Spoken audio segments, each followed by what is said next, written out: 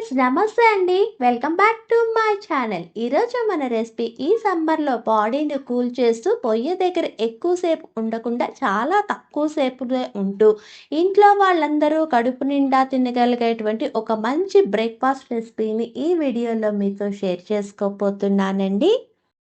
ముందుగా ఒక బౌల్ తీసుకొని దీనిలోకి 1 కప్ సగ్గుబియ్యము, ఎటువంటి సగ్గుబియ్యమైనా పర్వాలేదండి.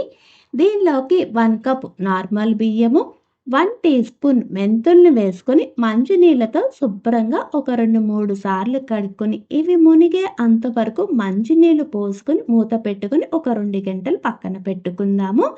తర్వాత ఒక మిక్సీ జార్ తీసుకొని నానబెట్టుకున్నటువంటి బియ్యము, శుభ్రం చేసుకున్నటువంటి 2 ఇంచీల అల్లము, 2 పచ్చిమిరపకాయలను వేసుకొని సగ్గుబియ్యం నానబెట్టుకున్నటువంటి వాటర్ని కొంచెం కొంచెం యాడ్ చేసుకుంటూ వెన్నలాగా మిక్సీ పట్టుకోవాలండి. ఇలా మిక్సీ పట్టుకున్నటువంటి మిశ్రమాన్ని ఒక బౌల్లోకి ట్రాన్స్ఫర్ చేసుకొని దీనిలోకి ఫైన్గా చాప్ చేసినటువంటి ఒక medium size onion, 1 teaspoon జీలకర్ర, ఫైన్గా చాప్ చేసినటువంటి గుప్పెడంత కొత్తిమీర, ఫైన్గా చాప్ చేసినటువంటి ఒక రెమ్మ కరివేపాకు, రుచికి అనుగుణంగా ఉప్పు, పావు టీ స్పూన్ వంట సోడాను వేసుకున్న అన్ని ఇంగ్రీడియంట్స్ బాగా కలిసేటట్టు కలుపుకోవాలండి. ఇక్కడ పిండి అనేది కొంచెం గట్టిగా ఉంది కాబట్టి మనం పిండి రుబ్బుకున్నటువంటి మిక్సీ జార్లోకి కొంచెం వాటర్ అన్నది వేసుకుని ఆ వాటర్ని కూడా దీంట్లోకి వేసుకుని అంతా బాగా కలిసేటట్టు కలుపుకోవాలండి.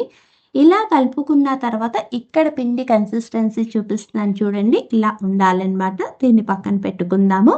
తర్వాత పొయ్యి వెలిగించి పాన్ పెట్టుకొని పాన్ అన్నది బాగా వేడెక్కిన తర్వాత ఫ్లేమ్ అన్నది మీడియం ఫ్లేమ్లోనే పెట్టుకొని 2 గరిటెల పిండిని వేసుకొని పాన్ అంతా స్ప్రెడ్ చేసుకోవాలన్నమాట. ఇలా చేసుకున్న తర్వాత దీని చుట్టూరుగా కొంచెం ఆయిల్ అన్నది వేసుకొని ఫ్లేమ్ మాత్రం మీడియం ఫ్లేమ్లోనే పెట్టుకొని ఈ దోసల్ని వేపుకోవాలండి. ఇలా వేగిన తర్వాత దీన్ని ఫ్లిప్ చేసి దీని చుట్టూరుగా కొంచెం ఆయిల్ అన్నది స్ప్రెడ్ చేసుకొని ఒక్క నిమిషం ఉంచుకున్న వెంటనే దీన్ని డిష్ అవుట్ చేసేసుకోవచ్చు అనమాట.